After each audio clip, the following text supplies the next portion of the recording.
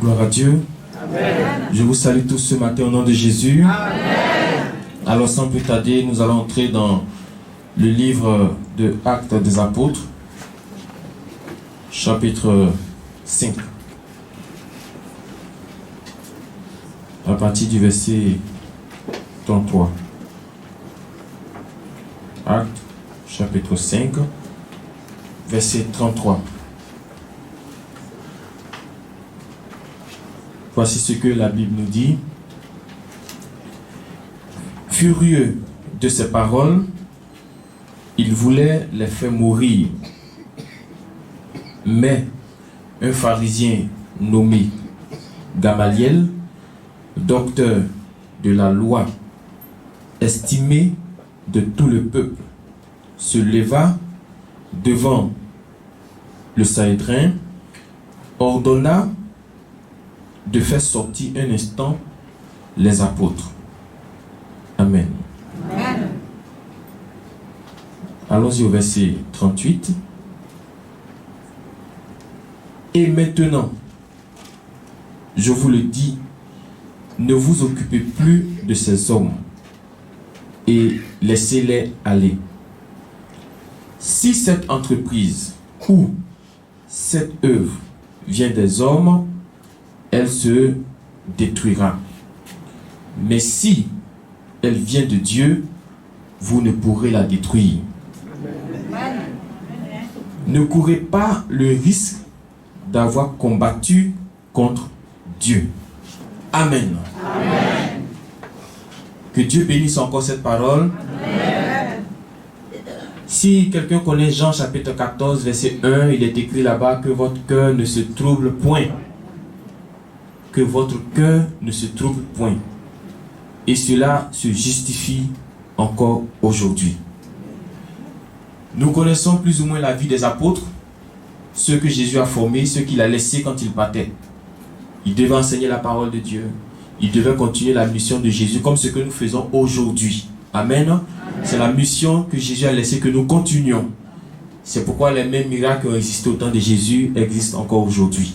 Parce que c'est l'œuvre qui continue toujours. Mais ceux-là, quand ils prêchaient l'évangile, quand ils donnaient la parole de Dieu, en leur temps, ils étaient persécutés physiquement. C'est-à-dire on pouvait les prendre, les jeter en prison. On pouvait les prendre, les lapider. Rappelez-vous qu'Étienne a été lapidé jusqu'à mort. On pouvait les prendre, les jeter dans un trou, les lier, les attacher. Rappelez-vous un peu de ce que Paul faisait avant d'être disciple de Jésus. Il rentrait dans les temples, attachait les frères, les sœurs, tout ça. Et aujourd'hui, il s'agissait maintenant de Pierre. Pendant qu'ils annonçaient la parole de Dieu, on les a pris, on les a envoyés devant le juge. D'abord en prison, et de la prison devant le juge. Au moment de prononcer la sentence, il y a un monsieur dans le lot des juges qui a dit un instant. Un instant. Faites sortir ces hommes parce que j'ai quelque chose à vous dire.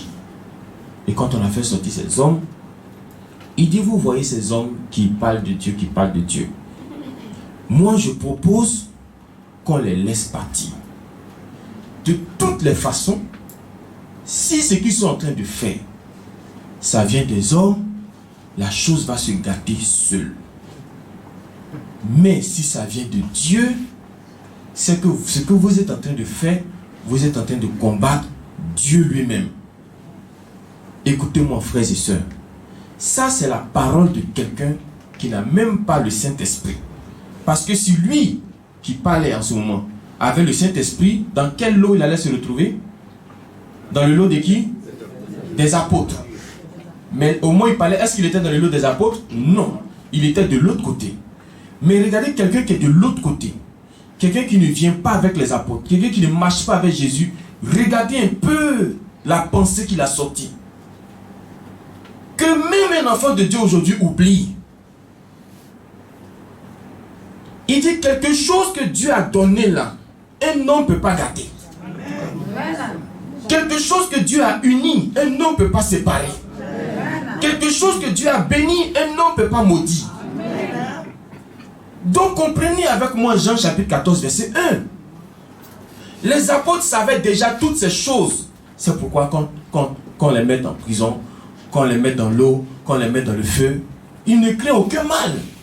Pourquoi? Parce qu'ils savent que le Dieu qui est au ciel, quand il ouvre, la personne ne peut faire. Mon frère, ma soeur, arrête de te bousculer, arrête de te fatiguer. Ce que tu veux aujourd'hui là, si Dieu veut te donner, il te donnera. Amen. S'il ne veut pas aussi te donner, il ne te donnera pas. Malgré tes jeûnes, tes prières, tout ce que tu feras, si Dieu ne veut pas, je vous dis aujourd'hui, il ne vous donnera pas. Amen. Alors quand on est dans ce contexte, qu'est-ce qu'il faut faire? Il faut se plier à sa volonté. Jésus a prié dans le jardin de Gethsémani jusqu'à sa prière, sa sueur s'est transformée en sang. Mais malgré ça, il est parti à la croix.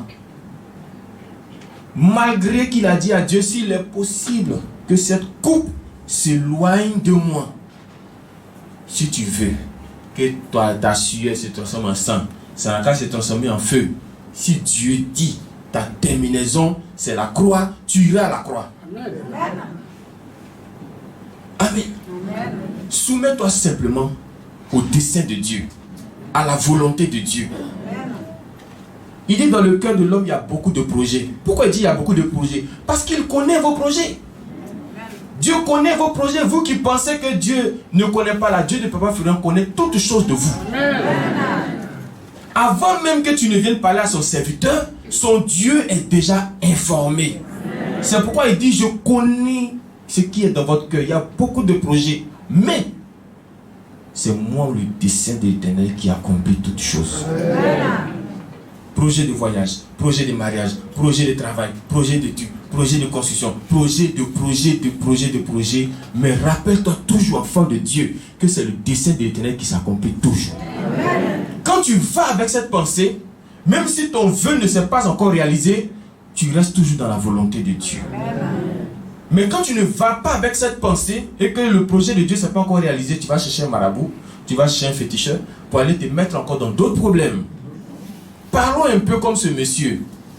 Si cette œuvre vient de Dieu là, vous ne pouvez pas.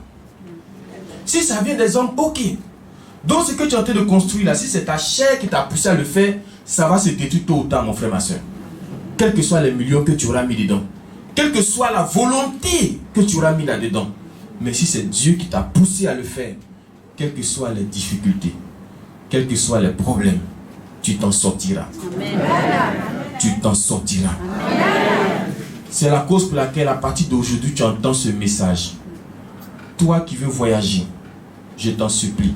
Il y a des gens qui ont voyagé avant toi, qui pleurent aujourd'hui. Demande la volonté de Dieu pour toi. Amen. Toi qui veux te marier, il y a des gens qui sont mariés avant toi, qui pleurent aujourd'hui. Demande la volonté de Dieu pour toi. Amen. Que Dieu nous bénisse. Amen. Au nom de Jésus.